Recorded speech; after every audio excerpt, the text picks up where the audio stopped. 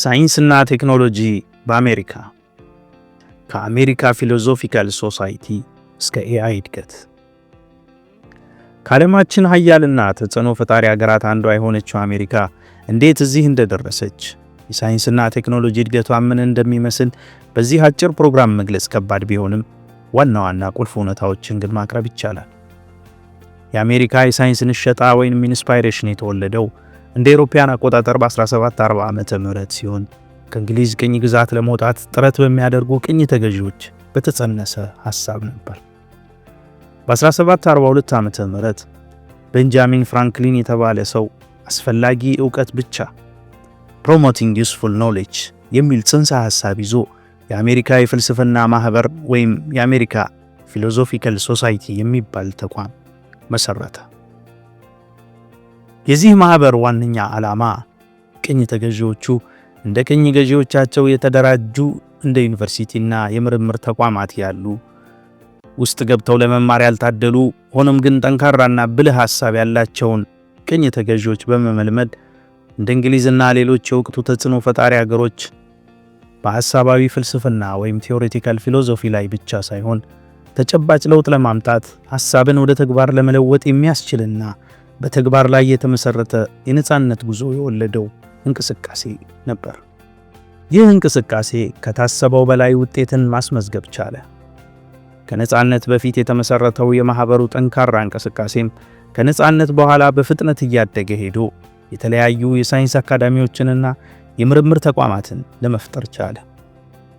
ይህ ሂደት በአንደኛው የዓለም ጦርነትና በሁለተኛው የዓለም ጦርነት ዋዜማ የአውሮፓ ሀያላን የጦር መሳሪያና ቴክኖሎጂ እድገት ግን የአሜሪካ ተመራማሪዎችን አይን ይበልጡኑ የገለጠ እንደነበር አይካድም።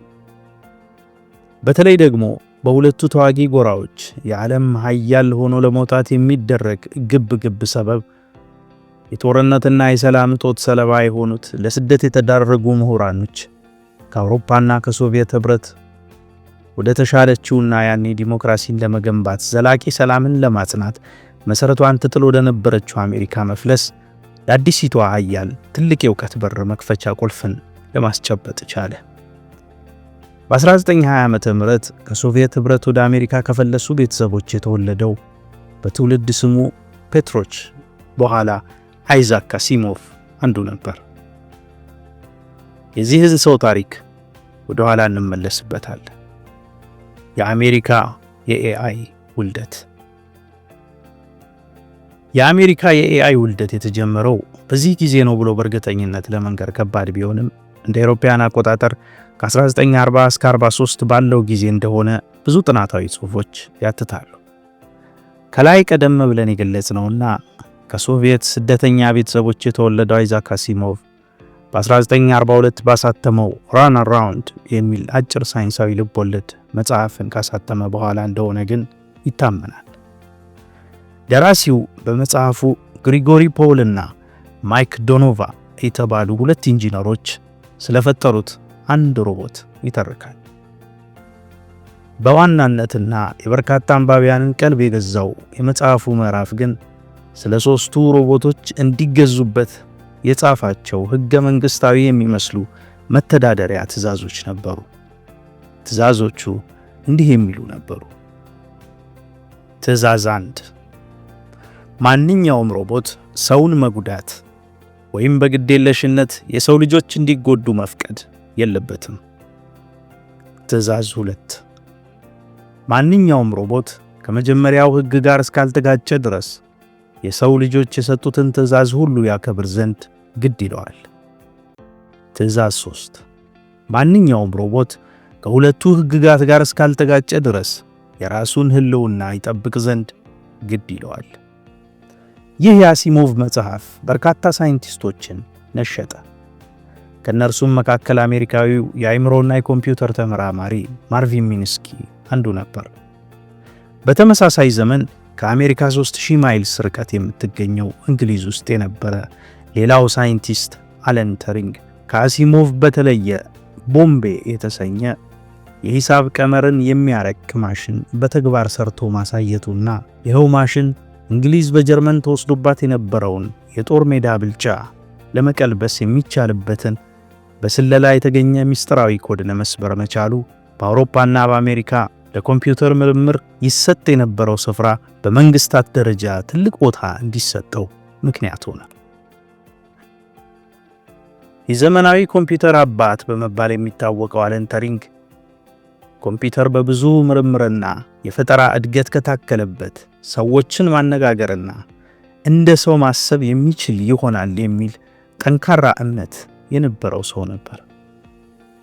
በ1956 ዓመተ ምህረት አሜሪካዊው የሂሳብና የኮምፒውተር ሳይንስ ተመራማሪው ጆን ማካርቲ ከላይ ከተገለጸው ማርቪን ሚንስኪ ጋር በመሆን የዳርትማውዝ ሰመር ሪሰርች ፕሮጀክት የተሰኘ በአርቲፊሻል ኢንተለጀንስ ላይ ትኩረት ያደረገ ወርክሾፕ አዘጋጀ። ማካርቲ ለዚህ ማሰብ ለሚችል ማሽን አርቲፊሻል ኢንተለጀንስ የሚል ስምን በመጠቀም ስለ ወደፊት ምርምር አቅጣጫ ምልከታ የሚሰጥ ጠንካራ ጽሑፍ አቀረበ። ወርክሾፑ ትልቅ ትኩረትን ያገኘ ከመሆኑም አልፎ የሮክፌለር ፋውንዴሽንን የገንዘብ ድጋፍ ለማግኘት ቻለ። በዚህ ወርክሾፕ ላይ ከተገኙት ሌሎች ተጽዕኖ ፈጣሪዎች መካከል ናታንኤል ሮክተር እና ክላውድ ሻኖን ይገኙበታል። ናታንኤል IBM 701 የተሰኘውን የመጀመሪያውን ሳይንሳዊ ኮምፒውተር የፈጠረው ሰው ሲሆን ክላውድ ሻኖን ደግሞ ታዋቂውን የኢንፎርሜሽን ቲዮሪ የተሰኘውን ለብዙ ፈጠራዎች መሰረት የሆነውን ጽንሰ ሐሳብ ያስተዋወቀ የሂሳብ ሊቅ ነበር። የኤአይ ውጣ ውረዶች የዳርትማውዝ ወርክሾፕ ከተጀመረበት ጊዜ አንስቶ ለ20 ዓመታት ያህል ያለማቋረጥ ከተካሄደ በኋላ የመጀመሪያውን የተሳካ ውጤት በ1964 እስከ 1966 ባለው ጊዜ ውስጥ ለማሳካት ቻለ። ይኸውም ሙከራ ጆሴፍ ቦል በተባለ ሳይንቲስት የተፈጠረና ኤሊዛ የተባለ የኮምፒውተር ፕሮግራም ሲሆን የተፈጥሯዊ ቋንቋ መልመጃ ወይም ናቹራል ላንጉዌጅ ፕሮሰሲንግ ቱል የቱሪንግን ቴስት በመባል የሚታወቀውን ፈተና ለማለፍ ጥቂት የቀረውና ከሰው ጋር በአግባቡ ለመግባባት የቻለ ነበር። በተመሳሳይ ጊዜ ውስጥ የኖቤል ተሸላሚው ሳይመን፣ የራንድ ኮርፖሬሽን ሳይንቲስቱ ክሊፍ ሾው እና አለን ፖል የተለያዩ ጌሞችን ማሸነፍና ጥያቄዎችን መመለስ የሚችል ፕሮግራም ማበልጸጋቸው ሌላኛው ስኬት ነበር። የእነዚህ ሁለት ስኬቶች መገኘት ለኤአይ ሪሰርች ይሰጡ የነበሩ የድጋፍ ፈንዶችን በእጥፍ እንዲጨምሩ አስቻለ። በ1970 ዓመተ ምህረት ማርቪን ሚንስኪ የኤአይ ምርምርና አጥጋቢ ተጨባጭ ውጤቶችን ማስመዝገብ ከግምት ውስጥ በማስገባት ከላይፍ መጽሔት ጋር ባደረገው ቃለ መጠይቅ ከ3 እስከ 8 ዓመታት ውስጥ ከአማካይ የሰው ልጆች ጋር ያስተሳሰብ ደረጃው አቻ የሆነ ማሽን መፍጠር ይቻላል በማለት ተናገረ።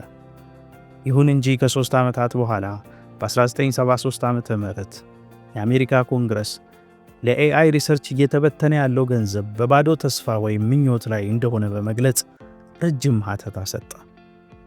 ለዚህም ማጠናከሪያው የሆነውን ተመሳሳይ ትችት በእንግሊዛዊ የሂሳብ ባለሙያና የእንግሊዝ የሳይንስና ምርምር ኮሚቴ አባል የነበረው ጄምስ ሌትዊንግ ማሽኖች ምንም ያክል ቢዘምኑ ከሰው ልጅ ተራ አስተሳሰብ ከፍ ያለ ሊያስቡ አይችሉም በማለቱና የእንግሊዝ መንግስትም ይህን ተከትሎ ለኤአይ ምርምር የገንዘብ ድጋፍ እንዳይሰጥ ማስጠንቀቁ ነበር። ብዙም ሳይቆይ የአሜሪካ ኮንግረስም ተመሳሳይ ውሳኔን አሳለፈ።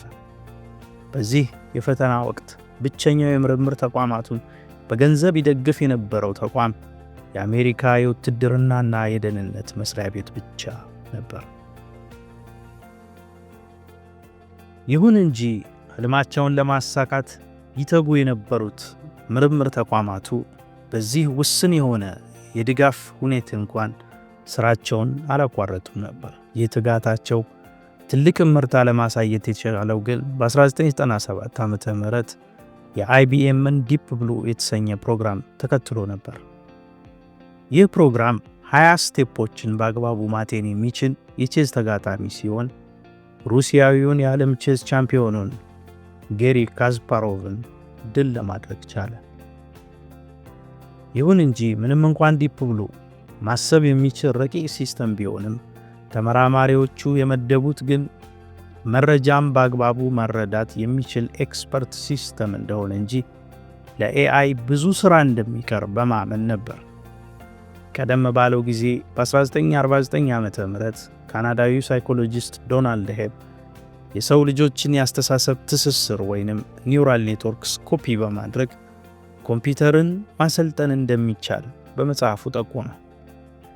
ይህን የሄቢያንን ለርኒንግ የሞከረው ሚንስኪ ውጤታማ የማይሆን በማለት ውድቅ አድርጎት የነበረውን ሐተታ ዳግም ለማጤን የሚቻልበት ጊዜ ተደረሰ።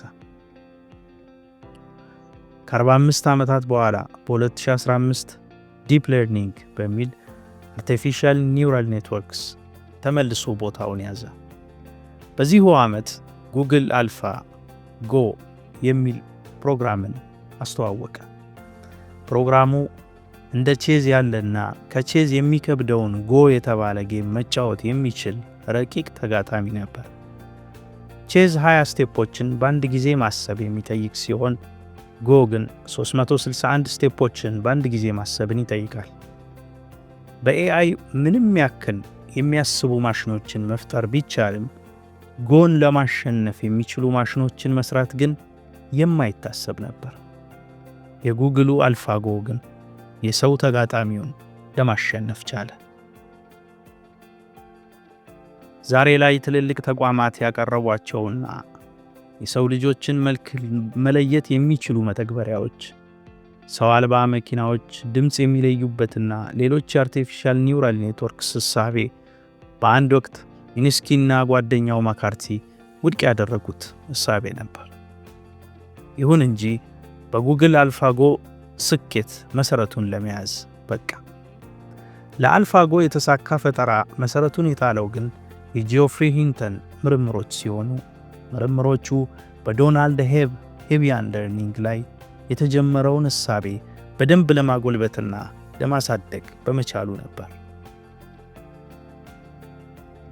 እነዚህ ስማቸው ከላይ የተጠቀሱት ሳይንቲስቶች ሁሉ የጥልቅ ንባብ ውጤቶች ናቸው። ማካርቲ በ2020 በሰጠው ቃለ መጠይቅ ላይ በባለፈው ፕሮግራማችን ያቀረብነውን 100,000 ለምኖች በልጅነቱ ለሳይንስ ፍቅር እንዳሳደረበትና በኋላም የመጽሐፍ በቻይና ትልቅ የሳይንስ አብዮት እንዳስነሳ ተናግሯል።